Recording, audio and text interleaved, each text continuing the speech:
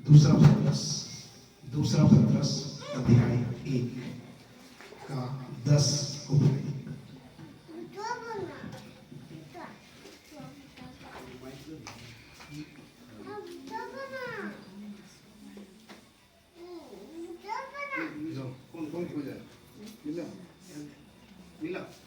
अपने बुलाए जाने और चुने जाने की निश्चयता का और भी अधिक प्रयत्न करते जाओ, क्योंकि इन बातों के प्रयत्न में जब तक रहोगे तो कभी ठोकर ना खाओगे। हालेलुया। तो बहुत सुंदर सी बातों का उल्लेख किया गया है यहाँ पर। तो आज हम देखेंगे फिर से, वचन कहता है, इस कारण हे भाइयों, अपने बुलाए जाने और चुन लिए जाने को सिद्ध करने का भली भांति यत्न करते जाओ, क्योंकि यदि ऐसा करोगे तो कभी भी ठोकर ना खाओगे। हालेलुया। तो मेरे प्रियो, आज सब कुछ देखते हुए और समझते हुए आज हम बाइबल के वचनों की ओर चलेंगे। और आज यहाँ पर दो बातों का उल्लेख किया गया है। किन दो बातों का उल्लेख किया गया है? बुलाए जाने का और चुने जाने का। हालेलुया। तो मेरे प्रियो, सबसे पहले मैं ये बता दूं आप लोगों को कि आप लोग इस जगह बुलाए गए। क्या किए गए हैं? आप लोग बुलाए गए। और जब आपकी ईमानदारी को परमेश्वर जब देखेगा तो चुनेगा। हालेलुया। तो वचन पूरा होता है कि बुलाए जाने और चुने जाने का यत्न। हालेलुया। तो मेरे प्रियो, आज इसी का उल्लेख हम लोग करेंगे। तो आज हम लोग देखेंगे, उत्पत्ति का ग्रंथ खोलेंगे। आज वो छोटा वाला पुस्तक में नहीं मिलेगा, मोटा वाला उत्पत्ति का ग्रंथ खोलेंगे, बड़े हियाव के साथ सुनेंगे। इसी में आज हम लोगों का रहस्य छिपा हुआ है, बुलाए जाने का और चुने जाने का। हालेलुया। पाठ थोड़ी लंबी है लेकिन बहुत आनंदमयी पाठ है। तो आज इसको हम पढ़ेंगे।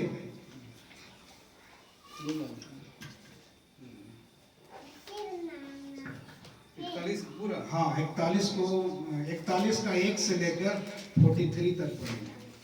43 तक। हाँ, कोई पढ़ना चाहता है? कोई पढ़ना चाहता है तो पढ़िए। आप करके पढ़ सकते हैं आप लोग। बहुत सुंदर सा अध्याय है। चलिए हम आधा पढ़ते हैं। पूरे 2 वर्ष बीतने पर फिरौन ने यह स्वप्न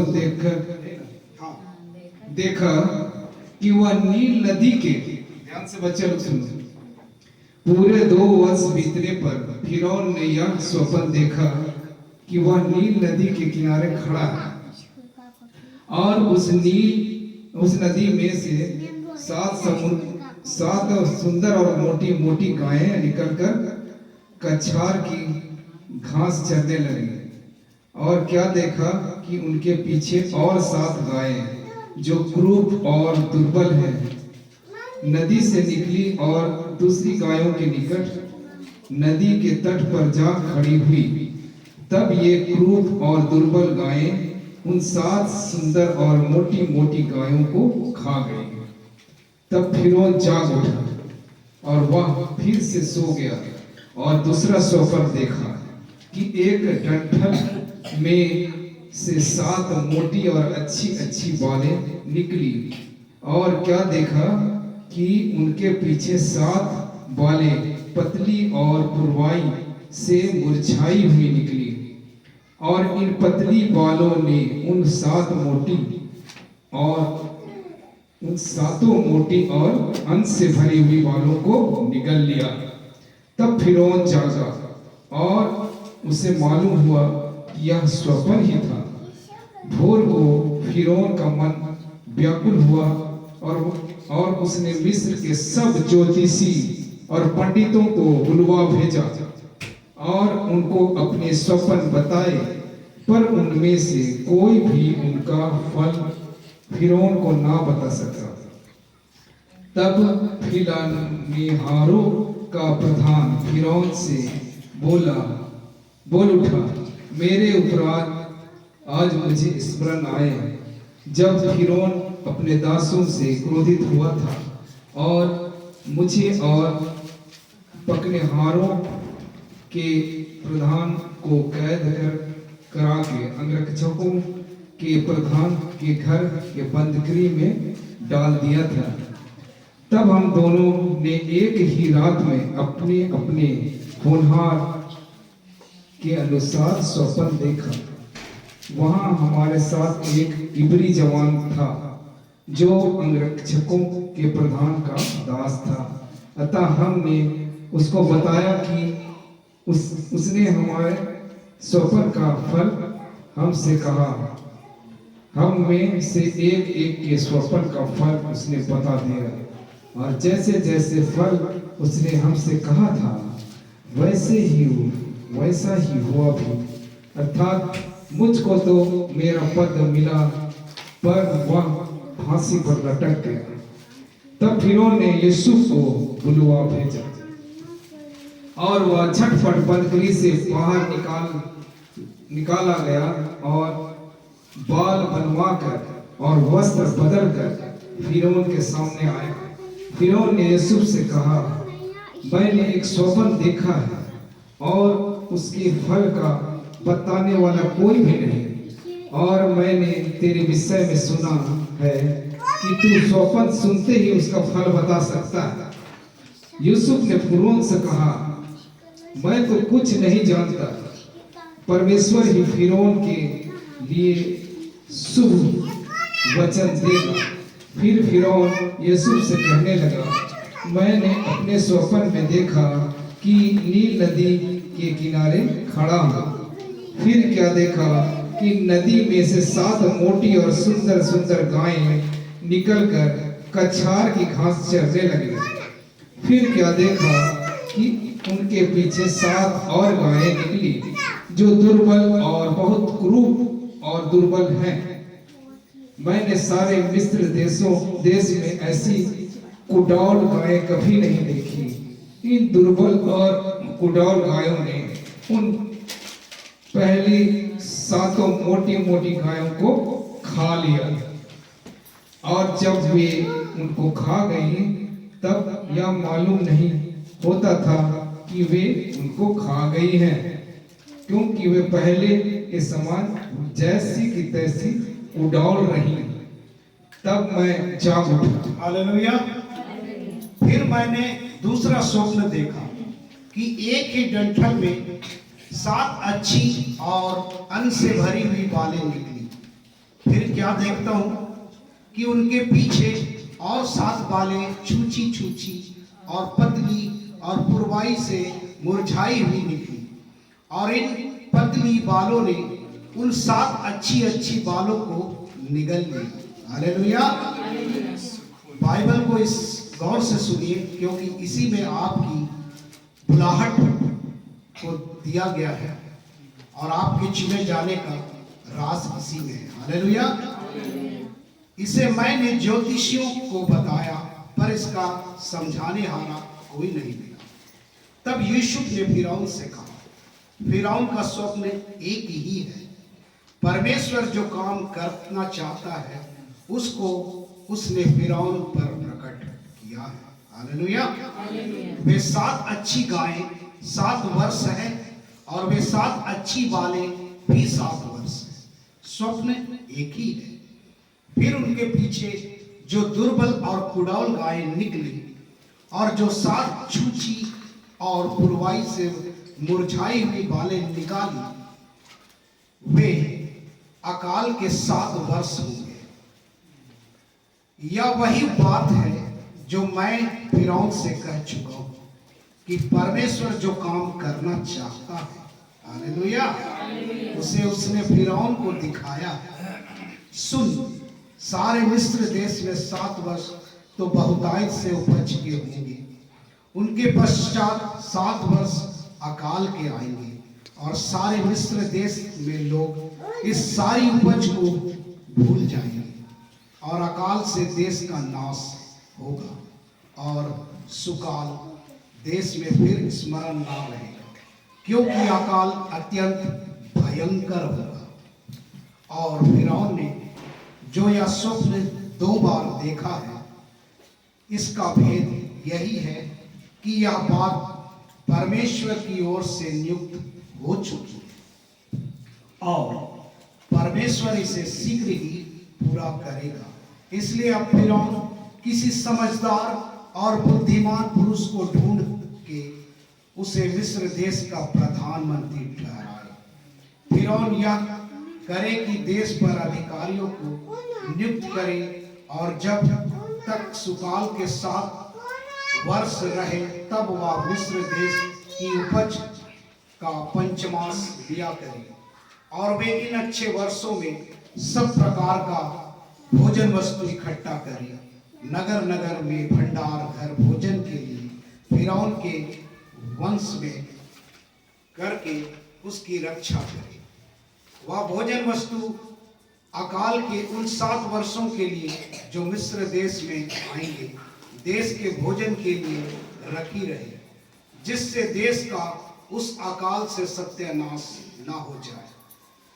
यह बात फिरौन और उसके सारे कर्मचारियों को अच्छी लगी, इसलिए फिरौन ने अपने कर्मचारियों से कहा, क्या हमको ऐसा पुरुष जैसा यह है जिसमें परमेश्वर का आत्मा रहता है मिल सकता है? क्वेश्चन। फिर फिरौन ने यूसुफ से कहा, परमेश्वर ने जो तुझे इतना ज्ञान दिया है कि तेरे तुल्य कोई समझदार और बुद्धिमान नहीं, इस कारण तू मेरे घर पर अधिकारी होगा और तेरे आज्ञा के अनुसार मेरी सारी प्रजा चलेगी। केवल राजगद्दी के विषय में मैं तुझसे बड़ा ठहरूंगा। तो मेरे प्रियो, आगे जाएंगे। अब हम ये पूछना चाहते हैं कि यूसुफ कौन था? यूसुफ कौन था? यूसुफ किसका बेटा था? हालेलुया। बता पाएंगे आप लोग? यूसुफ के पिताजी का नाम क्या था? यूसुफ के पिताजी का नाम था याकूब और उसकी माता का नाम था राहेल। हालेलुया। यूसुफ किसका पुत्र था? याकूब का। उनकी माता कौन थी? राहेल थी। हालेलुया। तो परमेश्वर ने उसे बुलाया और उसे चुना भी। वो इसलिए चुना कि वह लोगों के हित के लिए काम करे। हालेलुया। तो मेरे प्रियो, आज यूसुफ को जेल से क्यों बुलाया गया? आप लोग जानना चाहेंगे? क्यों जानना चाहेंगे? क्योंकि अगर हम नहीं जानना चाहेंगे तो फिर हम इस कहानी को समझ नहीं पाएंगे। तो एक बात हम बता देते हैं कि जब यूसुफ के भाइयों ने मिस्रियों के हाथ में यूसुफ को बेच डाला, तब यूसुफ मिस्रियों के घर में चला गया। किसके घर में चला गया? मिस्रियों के घर में। और मिस्री कौन था? फिरौन का हाकिम था। हालेलुया। और वह प्रधानों का प्रधान था। हालेलुया। जब फिरौन राजा के हाकिम के यहाँ यूसुफ को रखा गया तो परमेश्वर ने उस हाकिम को इतना आशीष दिया, इतना आशीष दिया कि उसका घर धन से भर गया। हालेलुया। जब मिस्री देखने लगा कि इसके रहते हुए मुझे आशीषों पर आशीष आ रही है और हर तरह की बरकत मुझे मिल रही है, तब शैतान वहां पर कार्य किया। हालेलुया। किसके द्वारा कार्य किया? हाकिम की पत्नी के द्वारा। हालेलुया। जब देखा, उसकी पत्नी, हाकिम की पत्नी ने देखा कि यूसुफ बहुत ईमानदार और परमेश्वर का चाहने वाला और परमेश्वर का भक्त है, तब वह गलत विचार रखने लगी। हालेलुया। और वह उसके साथ वह विचार करना चाहती थी। हालेलुया। और ऐसा वह करना चाहती भी थी, लेकिन परमेश्वर का ईमानदार बेटा यूसुफ जो या वह विचार से भागा। और जब वह भागा तो उसकी पत्नी ने उस पे दोष लगा दिया। क्या दोष लगाया? कि इन्होंने मुझसे गलत काम करने के लिए इस जगह पर हमें अकेला देखकर यहाँ पर आया था। हालेलुया।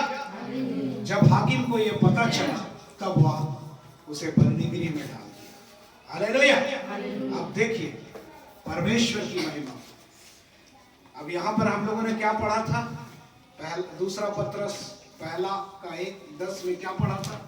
कि तुम्हारे बुलाए जाने और तुम्हारे चुने जाने का यत्न किया। हालेलुया।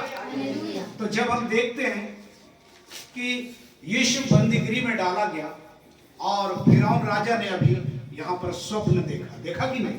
क्या स्वप्न देखा? 7 बाली 7 गाय। हालेलुया। और ये बातें उन अकाल और 7 वर्षों का है जो भयंकर था। हालेलुया। तब देखिए इनका अर्थ वह जानना चाहता था, लेकिन कोई नहीं बता पा रहा था, लेकिन यीशु को पता था, क्योंकि परमेश्वर ने उसे चुना और उसे स्वप्न का अर्थ बताने का आशीष था। हालेलुया। अब देखिए यहाँ पर कि यीशु को जेल खाने से बुलाया गया। कहाँ बुलाया गया? फिरौन के पास बुलाया गया। हालेलुया। तो मेरे प्रियो ऐसा ही होगा। आज जब हम यहाँ पर बुलाए गए ना, तो यीशु मसीह हमें चुना है। हालेलुया। और चुनेगा। हालेलुया। जो अब तक नहीं हुआ अब होगा। हालेलुया। क्योंकि जब हम बाइबल देखते हैं तो क्या देखते हैं? कि यीशु को बंदीगृह से बुलाया गया। हालेलुया। और जब बंदीगृह से वो आया और इन 7 बाली और 7 गायों का अर्थ उन्होंने फिरौन को बताया। हालेलुया। और अकाल के विषय में बताया। तो जब क्या हुआ कि अब देख लीजिए एक छोटा सा दृष्टांत हम लोगों के जीवन को कैसा बदलता है। हालेलुया। कि प्रभु ने क्या कहा है? मैं तुझे धूरे में से उठाकर ऊंचा खड़ा करूंगा। बोलिए हालेलुया। तो ऐसा ही हमारा परमेश्वर है, आज हमें धूरे में से उठाता है। हालेलुया। तो देखिए आज यीशु कैसा था? अपने भाइयों के द्वारा बेचा गया था, कुछ चंद पैसों के द्वारा, और वह मिस्र देश का प्रधानमंत्री बन गया। हालेलुया। तो ऐसा ही है लोगों कि आज परमेश्वर जिसे चुनता है उसे वह अपना शिरोमणि बनाता है। हालेलुया। वह पूछ नहीं सर बनाता है। हालेलुया। तो आज आप लोगों को भी परमेश्वर चुनेगा और आपको भी पूछ नहीं सर बनाएगा। हालेलुया। तो मेरे प्रियो ये सुंदर सी बातें आज प्रभु ने हम सबों को दिया है कि आज पतरस ने अपने वचन में कहा है कि अपने बुलाए जाने और चुने जाने का यत्न करो। हालेलुया। तो आज हम लोगों को चुने हुए जाने का यत्न करना है। तो मेरे प्रियो आगे एक वचन और पढ़ेंगे, वहीं पर 11 को पढ़ेंगे। दूसरा पतरस अध्याय 1 का पद संख्या 11 को देखेंगे। देखिए क्या कहता है। देखिए मैं पढ़ देता हूं। वरन इस रीति से तुम हमारे प्रभु और उद्धारकर्ता यीशु मसीह के अनंत राज्य में बड़े आदर के साथ प्रवेश करने पाओगे। हालेलुया। तो मेरे प्रियो आज आज्ञा मानने के द्वारा हम अनंत राज्य में प्रवेश करने पाएंगे। हालेलुया। यदि आज हम प्रभु यीशु मसीह की आज्ञाओं को नहीं मानते हैं तो आज हम कदापि भी अनंत राज्य में प्रवेश नहीं कर पाएंगे मेरे प्रिय। क्योंकि आज हम देखते हैं कि योना नबी को प्रभु ने चुना था कि नहीं, और उसे कहां भेज रहा था? नीनवे को भेज रहा था। लेकिन योना नबी नीनवे ना जाकर क्या किया? तरसीस को भाग गया। कहां चला गया? तरसीस को भाग गया। और उन्होंने क्या किया? परमेश्वर की आज्ञा का उल्लंघन किया। तो मेरे प्रियो आज यदि आज हम परमेश्वर की आज्ञाओं को नहीं मानेंगे, हम उनकी आज्ञाओं का उल्लंघन करेंगे, तो आज हमारे जीवन में परीक्षाएं होंगी, विपत्तियां होंगी मेरे प्रियो। इसलिए आज आज्ञा का पालन करना हमें जरूरी है, क्योंकि परमेश्वर की आज्ञा हमारे लिए अनंत जीवन है और सुखदायी है मेरे प्रियो। जब हम भजनकार का किताब खोलेंगे, खोलिए भजनकार का किताब, तो हम देखते हैं कि 99 में जब योना को भेजा गया तो उन्होंने परमेश्वर की आज्ञाओं को ना मानकर तरसीस को भाग रहा था, और तरसीस को भाग रहा था तो बड़ी आंधियां आई, और जो जहाज में वो सवार था वो जहाज भयंकर तूफान में फंस गया, और वहां के लोग डूबने पर थे। जब उन्होंने देखा कि भाई हम लोगों ने कुछ भी नहीं किया और ये अचानक परमेश्वर का प्रकोप हमारे जीवन में आ रहा है, तो तब उन्होंने प्रार्थना की, दुहाई दी। जब दुहाई दिया उन लोगों ने, उन जहाजियों ने दुहाई दिया, तो परमेश्वर ने प्रकट किया कि यहाँ पर जो व्यक्ति है जिसको मैंने चुना है वह मेरे आज्ञाओं के विरुद्ध कार्य करके इस जहाज पर चढ़ा हुआ है, और ऐसा हुआ था। इसलिए ये विपत्तियां तुम सब पर है। और जब उन्होंने उस योना को देखा कि वह निचले हिस्से पर सोया पड़ा था, तब उन्होंने उसे बाहर निकाला और पूछा कि तूने जीवित परमेश्वर के साथ ऐसा क्यों किया? तब उन्होंने कहा कि हम क्या करें कि यह विपत्ति हमारे जीवन से टल जाए। उन्होंने कहा कि तुम सब मुझे उठाकर इस समुद्र में फेंक दो ताकि तुम्हारे आए हुए कोप से तुम बच सको। हालेलुया। और ऐसा हुआ भी। हालेलुया। और योना को व्हेल मछली ने निगल लिया और उसे निगल कर उसे 3 दिन 3 रात अपने पेट पर रखा। हालेलुया। और तीसरे दिन उसको नीनवे के तट पर उगल दिया। हालेलुया। तो देखिए ऐसा परमेश्वर का कार्य है मेरे लिए। तो आज हर एक लोग परमेश्वर की आज्ञाओं को मानिए, क्योंकि आज यदि आज बीमार हैं तो आज प्रभु कहता है, निर्गमन 15 का 26 आज कहता है कि यदि तू मेरे वचनों को तन मन से सुनेगा और मेरी आज्ञाओं को मानेगा तो मैं जितने रोग मिस्रियों पर डाले थे उनमें से एक भी रोग तुझ पर न डालूंगा। आज समय है कि हम परमेश्वर की आज्ञाओं को माने। तो आज भजनकार 37 आप लोग खोलिए, भजन संहिता की किताब 37 को खोलिए और उसका 6 और 7 को पढ़िए। देखिए क्या लिखता है वहां, वो सॉरी 4 और 5। हालेलुया।